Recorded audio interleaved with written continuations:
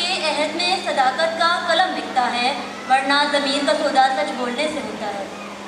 To explore this profound and challenging topic, we now invite our bright and thoughtful student Maryam Iqbal from class 8 to share her perspective. Please join me in welcoming her to the stage with a warm round of applause.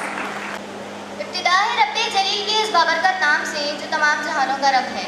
میرا نام مریم ہے، میں class 8 کی طالب علم ہوں۔ میری آج کی تقریر کا عنوان ہے یہ زبان کسی نے خرید لی، قلم کسی کا غلام ہے۔ جب زبان بک جائے اور قلم غلام ہو جائے تو معاشی کی تابندگی اور سلطانی حال کی شرمندگی اور پشیمانی میں بدل جاتی ہے۔ صدر علی وقار، اللہ کے دربار میں سر جھکانے والے اہل ایمان آج باطل قوتوں کے سامنے سر جھکائے کھڑے ہوئے ہیں۔ ہر مشکل گھڑی میں آسمان کی جانب نگاہ کر کے اپنے رب کے سامنے دامن پھیلانے والے مسلمان آج یہود و انصار کے دروازوں پر کشکول تھامے بھیک کے طلبگار بنے ہوئے ہیں۔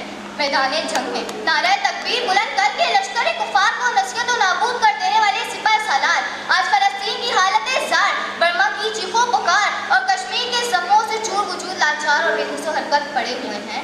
جب زبان بک جائے اور قلم غلام ہو جائے تو تخت و تاج والے قدموں کی دھول بن کے رسوائے عام ہو گئے۔ اس زمین پر توہینی نظام چلانے والے بتوں کے بہاری بن کر گمنام و بدنام ہو گئے۔ تو پھر قلم کی سیاہی کے بجائے خون کے قطروں نے بے اختیار کہا ہے، تو پھر قلم کی سیاہی کے بجائے خون کے قطروں نے بے اختیار کہا ہے۔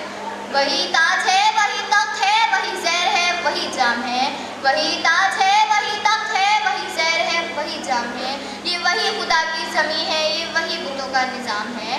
بڑے شوق سے میرے گھر چلا، بڑے شوق سے میرے گھر چلا، کوئی آنچ تجھ پہ نہ آئے گی۔ یہ زبان کسی نے خرید لی، یہ قلم کسی کا غلام ہے۔ صدر علی وقار، جب زبان بک جائے اور قلم غلام ہو جائے تو سلمان رشدی جیسے لوگ گستاخی رسول کا انتخاب کرتے ہوئے شرمناک تحریر لکھتے ہیں۔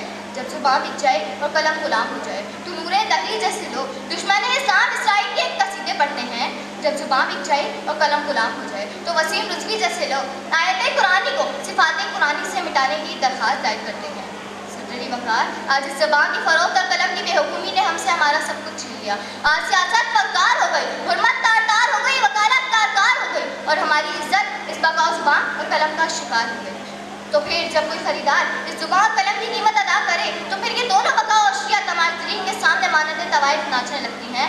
صدر علی وقار، آج اس وقت کی ضرورت ہے کہ ہم غرور کی مورتیاں، انا کے مجسمے اور تکبر کی بت پاش پاش کر کے ایک ہو کر اس زبان اور قلم کو سرقلم ہونے سے بچا لیں۔